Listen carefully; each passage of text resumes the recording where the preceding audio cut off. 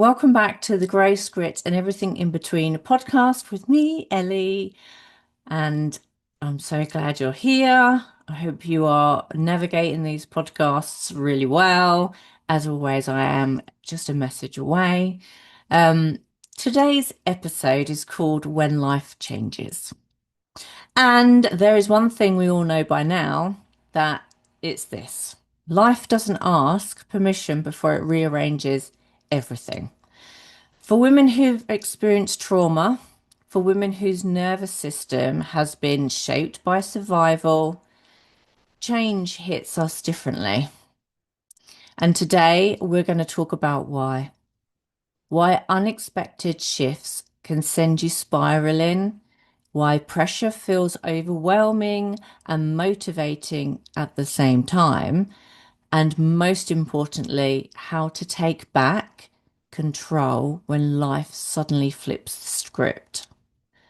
If this resonates with you, please follow, hit subscribe, share the episode out, leave a review. It helps the podcast reach more women who will need this space.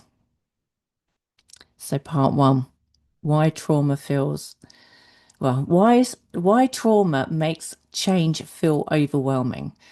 Women who live through trauma don't just think differently, our brains are wired differently. When you've spent years in survival mode, predictability feels safe, routine feels comforting, and control feels essential. Because trauma teaches your nervous system to be alert, to scan, to prepare, and to anticipate the next disruption. So when life suddenly shifts, a breakup, a financial change, a family situation, health issue, a move, a job change, even small disruption to your daily routine, your mind instantly thinks we're unsafe, something bad is happening. And that's why we start feeling on edge, overwhelmed, overstimulated, unable to think straight, emotional, reactive, scattered. It's not that you're weak. It's not that you can't cope. It's not that you're dramatic. It's that your nervous system learned to protect you and unexpected change feels like an attack. But here's the important part: the same trauma that makes you sensitive also makes you powerful. Because once you gather yourself, once you calm the storm, once your mind realigns, your powerhouse kicks in.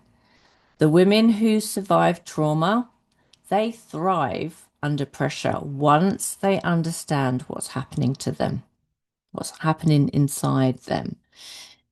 But those first moments, the spiraling, the panic, the overwhelmed, that's just your nervous system asking for safety. Not failure, not weakness, just safety. And we're about to talk about how to give yourself that. Now, myself, um, obviously I've had certain learning mechanisms that I've put into place since a young age that has enabled me to work really well under pressure. And I didn't kind of understand why, but if someone kind of disrupts the day or needs me to do something that I'm not prepared to, or I'm not just not having a good day, because let's face it, sometimes we just don't have good days. Um, I just think I can't cope. I just want to bury my head because I literally cannot cope with anything. I don't want to do anything. If I could go back to bed, I think I would. Um, and it's obviously recently I've started learning about why the brain, why the mind does what it does. And it has helped me, which is why I chose to do this podcast now, because it's important. I think it's vital that we know how to cope with things that are unexpected happen, to then be aware of it, to then not allow it to keep happening, because there is an element that when it happens, it actually controls what we do for a limited amount of time. We just feel like we're not in control. Um, So this is why I put together today's podcast. So I really do hope it helps. So why do we thrive under pressure? It sounds strange, right? That trauma survivors get thrown off by change, but also thrive under pressure. And here's why. Because pressure gives us focus, structure, urgency, clarity, and a mission. When we have something to fix, to handle, to solve, to survive, or survive, our brains activate old systems we used to get through the hardest moments of our lives. This is why often women who survive trauma are leaders, problem solvers, protectors, strong under fire, and calm in chaos. But when pressure comes without clarity, without direction, it feels like chaos. So once you get your head straight, once you recenter, you do become unstoppable. You've done it. Let's face it, we've all done it thousands times before. You know, there is that saying, you've got through worse things. And at the time, okay, it might feel like your head's going to explode and this is the worst thing in the world and you're not sure how you're going to cope. But you just need to literally give yourself time and think, wait a minute, I've got through worse than this. There is a reason this is happening, and you are capable of adapting to this change very quickly, providing that you've got that mindset that you want to. I think mindset's always going to be very important. You've either got a growth mindset where you actually do want to improve and you do want to heal and you do want to do all the work, or you've got a fixed mindset where you think that there's no point doing any of those things that work. I'm here to tell you that you can change from a fixed mindset to a growth mindset. And people that have already got a growth mindset, they wouldn't even have a clue what a fixed mindset feels like. So don't feel like you're too old or that you're stuck in your ways or that you can't actually do this. You can do the work. And that's why I've made these podcasts so small, short, that you can re-listen, you can go back to them, and that you will get the kind of the help that you need just by taking the time. So I'm hoping that I have named the podcasts well enough for you to actually just go, do you know what? I need to listen to that one again. Anyway, let's move on. Time management. Now, without the sun glaring through the window, which is a little bit distracting, but I'm going to continue. When you kind of get time management down, you take back control. One of the best ways to stabilize your mind when life changes is planning. Not to control everything, but to give your brain the structure it craves. So you can plan your week, your day, your morning, your priorities, your self-care, your rest, and your non-negotiables. It signals to your nervous system when you do all that that we are in charge, we are safe, and we have direction. It isn't about perfection. It's about anchoring yourself because trauma teaches your mind unpredictability. Planning teaches your mind peace. So there's one thing that I do with my clients when they're feeling overwhelmed with a long to-do list is by all means write the long to-do list, but then each evening before you go to bed, do a list of 5 things. One of those things on the list of 5 must be self-care, and one of the things on the list of 5 must be something to do with the house. The other 3 things should be things that you can complete that day, and they should take you less than an hour. And then I say, okay, then you're going to set a timer for an hour and you're going to get those 3 things done. And honestly, that is the most productive way because we can lose time throughout our day by being overwhelmed. And anyone that's overwhelmed or is confused, you don't do anything, you just stop. So the best thing to do is actually write a list. And if you do it the night before, you already program in your brain that when you wake up, you've got these things to do. And I find that really helpful, and my clients find it really helpful too. So that's one tip that I would give you right now. But we are going to go back into tips how to cope with sudden change. So these are practical tools that will help you take back your power when life shifts unexpectedly. So pause. Remember last week we said about before reacting, we're going to pause. That again, it's something that you're going to need to practice, but it is quite vital. Give yourself space to breathe and ground before you respond to anything. That's like, don't, if you don't even need, if you don't want to answer the phone call, don't answer a phone call. Let it go to answer phone. If it's that important, they'll leave a message and then you can return that message when the time suits you.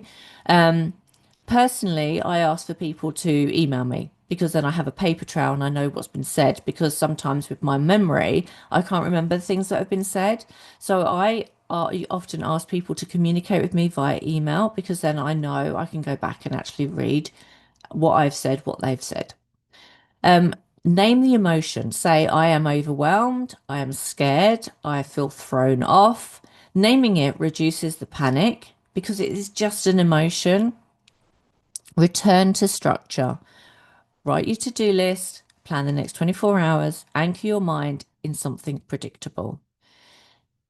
Prioritize only what matters today, not everything, just the essentials. Remember, one, self-care, one, house, three things to get off that list, no more than an hour. It doesn't matter if you carry over, but make sure that you are crossing off the things that you do achieve on your list because it kind of tells your mind that you are actually moving forward. Move your body, walk, stretch, disrupt the stress response physically. Go for a walk, dance, put some music on, dance. I know that the last thing that you're thinking about is I'm wasting time going for a walk or I'm wasting time dancing. But even if it's 5 minutes, you've got 5 minutes for yourself. Be kind. Remember last week, be kind. We're being kind to ourselves. Daily personal development. Okay, a lot of us don't do this. And I am guilty myself. I did not start doing personal development until about 9 years ago, but it has changed my life. So 15, 30 minutes of your day, read, journal, listen to something, learn something, or go through affirmations.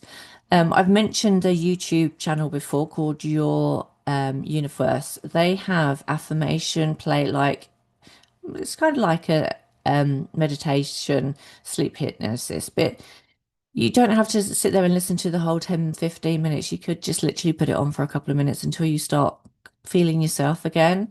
Journaling's really, really good.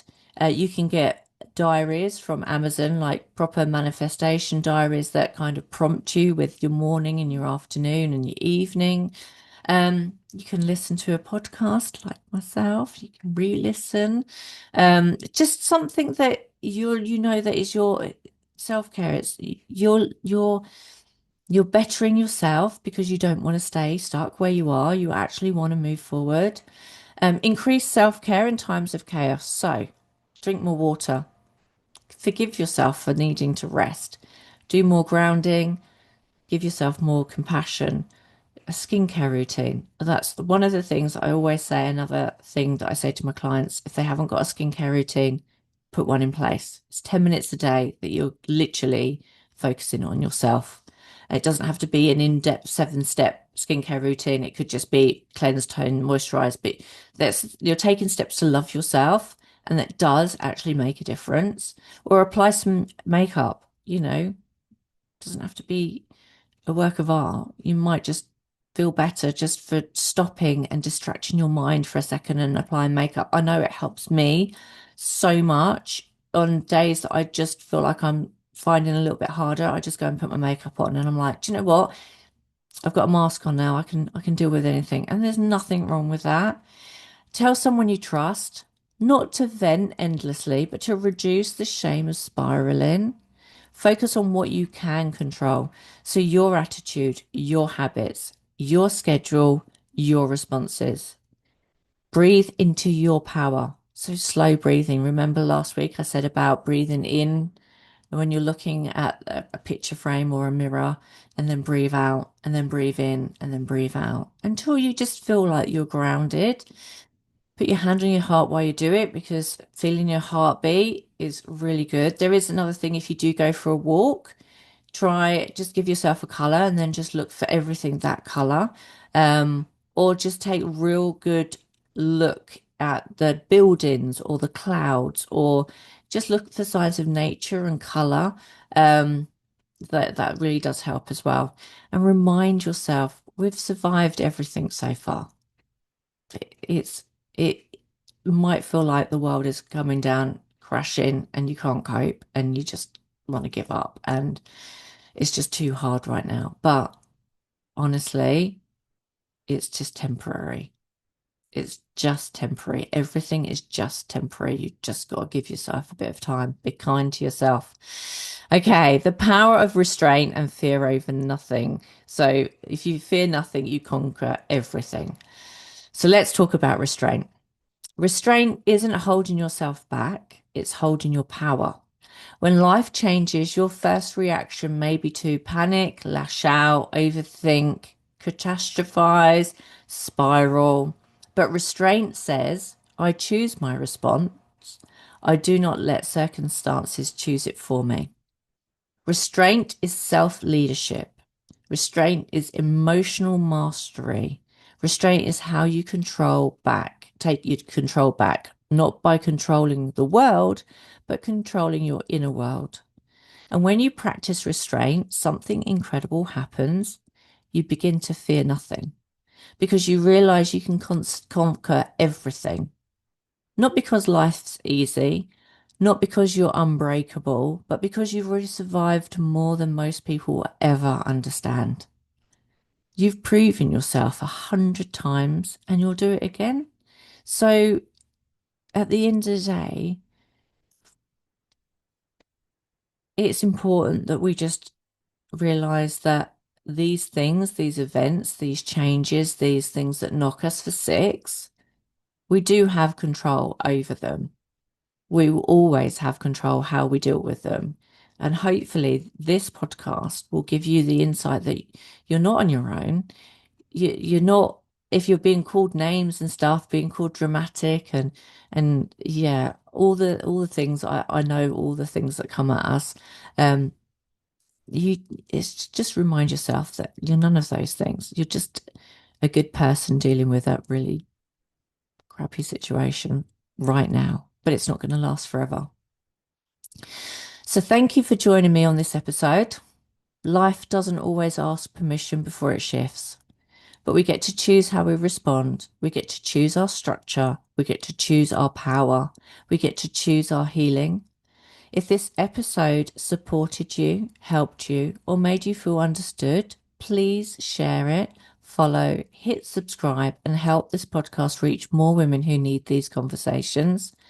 And if you want deeper support, I am currently taking on paid clients. You can message me anytime.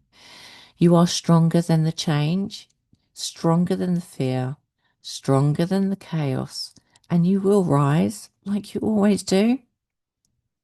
Until next time, keep loving yourself.